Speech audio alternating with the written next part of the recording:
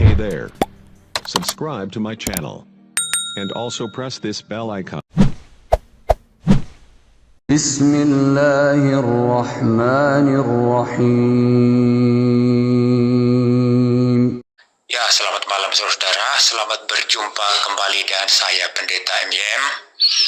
Malam hari ini saya secara khusus membahas satu topik yang saya sengaja buat provokatif ya. Kristen bangkrut, gereja kosong. Ya, itu yang ada di thumbnail saudara ya. Kalau judul videonya adalah Kristen bangkrut tanda seru ya. Nah, saudara, Kristen bangkrut, gereja kosong. Itulah yang didengung-dengungkan oleh orang-orang yang usil, saudara ya. Orang-orang yang memang iri hati, orang-orang yang memang penuh dengan kebencian yang menyala-nyala terhadap Kristen ya, terhadap gereja ya. Orang-orang yang suka main tutup gereja, orang yang suka ya mengata-ngatai orang Kristen ya, menghina, melecehkan orang Kristen ya, seperti itu saudara. Jadi isu yang mereka dengung-dengungkan adalah gereja kosong. Sudah banyak orang meninggalkan Kristen ketika Muriwali kalah debat ya, seperti itu saudara ya. Jadi saya lihat akhir-akhir ini video debat saya dengan salah seorang yang menganggap diri kristolog ya, itu dari pihak Islam ya, sekitar 3 tahun lalu kalau saya tidak salah, di awal tahun 2020 ya, itu diputar lagi seolah-olah itu debat yang baru saudara ya. Bismillahirrahmanirrahim. Assalamualaikum warahmatullahi wabarakatuh. Alhamdulillahi rabbil alamin. Assalatu wassalamu ala asyrafil anbiya'i wal mursalin wa ala alihi wa sahbihi rasulillahi ajma'in. Rabbi shrah li sadri wa yassir li amri wa hlul 'uqdatam min lisani yafqahu qawli. Saudara sekalian, baru saja kita menyaksikan bersama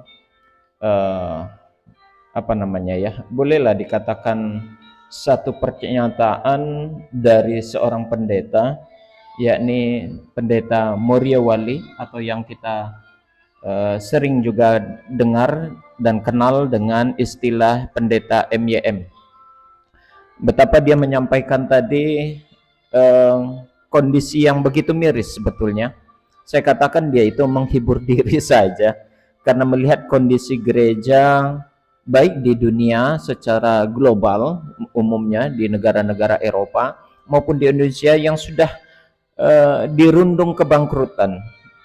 Dikatakan dirundung kebangkrutan karena memang sudah sepi, gereja banyak ditinggalkan, bahkan ironinya banyak yang telah terjual, beralih fungsi, yang tadinya dari masjid, yang tadinya dari gereja menjadi masjid, ada yang menjadi masjid, ada yang menjadi swalayan, ada yang jadi tempat hiburan dan macam-macam.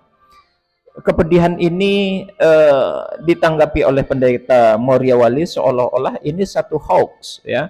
Dia katakan tadi ini perkataan yang hanya orang usil katanya. Perkataan orang usil yang iri hati, yakni orang yang benci dengan kekristenan, seolah-olah itu. Dan ini juga perkataan seolah-olah yang digaungkan, yang yang isu yang disebarkan oleh orang-orang yang suka menutup gereja. Konotasi itu sudah jelas kepada orang Islam perkataan itu. Juga ini perkataan ini seolah-olah diisukan menurut Pendeta MYM adalah dilakukan oleh orang-orang yang sering menghina dan melecehkan orang-orang Kristen. Secara garis besar seolah-olah dia mengatakan isu ini itu didatangkan dari umat Islam itu sendiri. Padahal kalaupun yang datang dari umat Islam itu fakta dan data yang terjadi di lapangan, artinya itulah realita yang ada. Namun di balik itu semua saudara, kalau menurut saya Pendeta MYM ini dia tidak melihat kondisi yang lebih jauh. Mungkin dia yang dia lihat hanya di Indonesia saja. Saya akan mencoba kita semua ya mencoba memperhatikan dan mendengarkan ada pendeta lain ya. Ini pernyataan ini bukan dari umat Islam, tapi justru dari kalangan kekristenan sendiri, kekhawatiran yang dirasakan tentang kosongnya gereja-gereja itu ya. Dan kita tidak dapat tutup mata ya, tidak dapat bisa dipungkiri tentang hal itu. Jadi dia sampai mengatakan tadi, kekosongan gereja itu disebabkan isu tentang kekalahan dia berdebat. Tentang hal ini nanti kita tanggapi. Yang jelas kita saksikan terlebih dahulu pernyataan dan bukti bahwasanya ini bukan perkataan dari umat Islam. Dan perkataan ini bukanlah dari yang isu yang diedarkan oleh orang-orang yang membenci kekristenan. Tidak, bukan begitu. Kita bisa saksikan yang berikut ini, saudara, pengakuan dari para pendeta ini.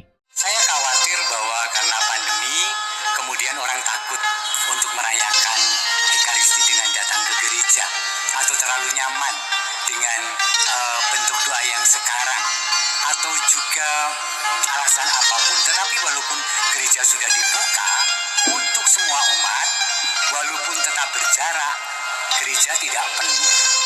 Prihatin sebenarnya.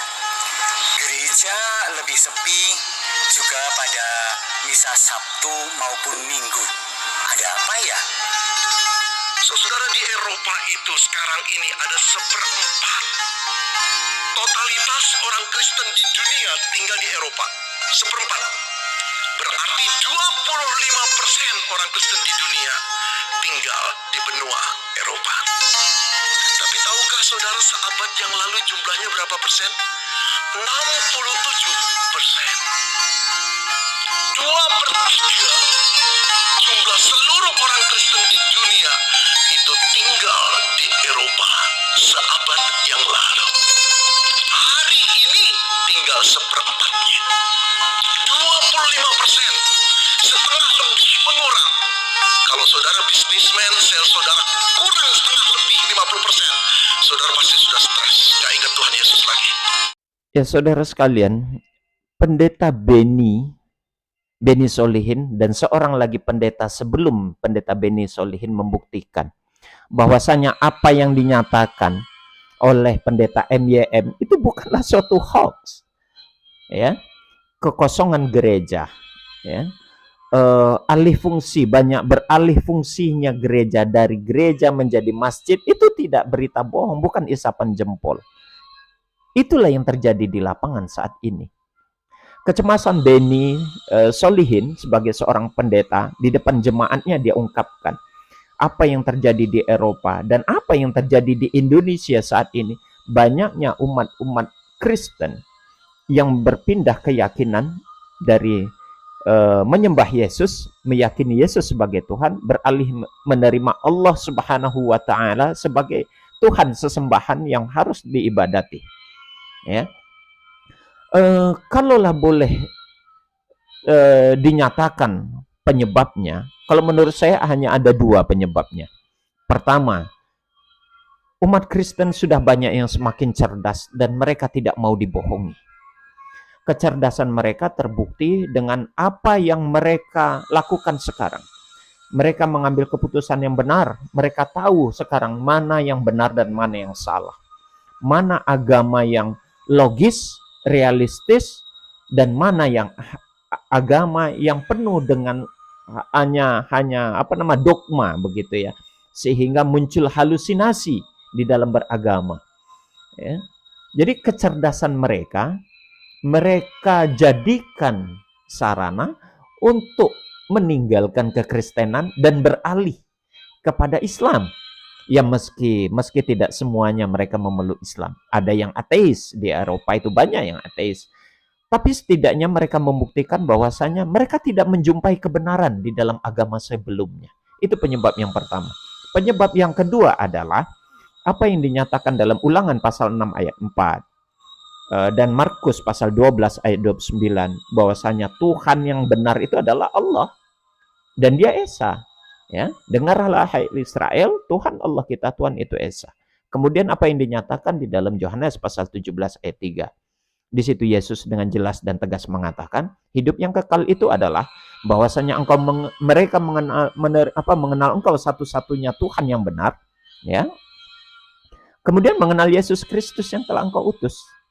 Jadi ketiga ayat ini mereka realisasikan, mereka buktikan dengan cara mereka menyembah hanya kepada Allah, lalu menerima Rasulullah Muhammad SAW, juga menerima Yesus Kristus sebagai utusan Allah. Tidak lebih dari itu. Jadi dua penyebab inilah, sehingga dengan dua penyebab inilah yang mengakibatkan gereja-gereja baik di Eropa maupun di Indonesia sudah banyak yang kosong. Ini tayangan ini membuktikan banyak gereja beralih fungsi dari gereja menjadi masjid.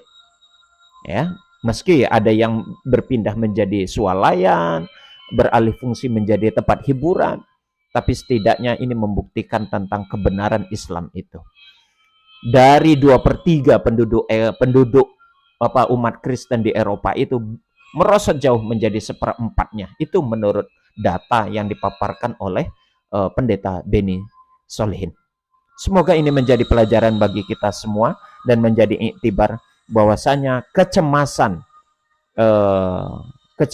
yang disampaikan oleh Benny Solihin, ya, seorang pendeta yang cukup terkenal, ya, itu menjadi pelajaran bagi kita dan memperkuat keyakinan kita bahwasanya hanya Islamlah agama yang benar.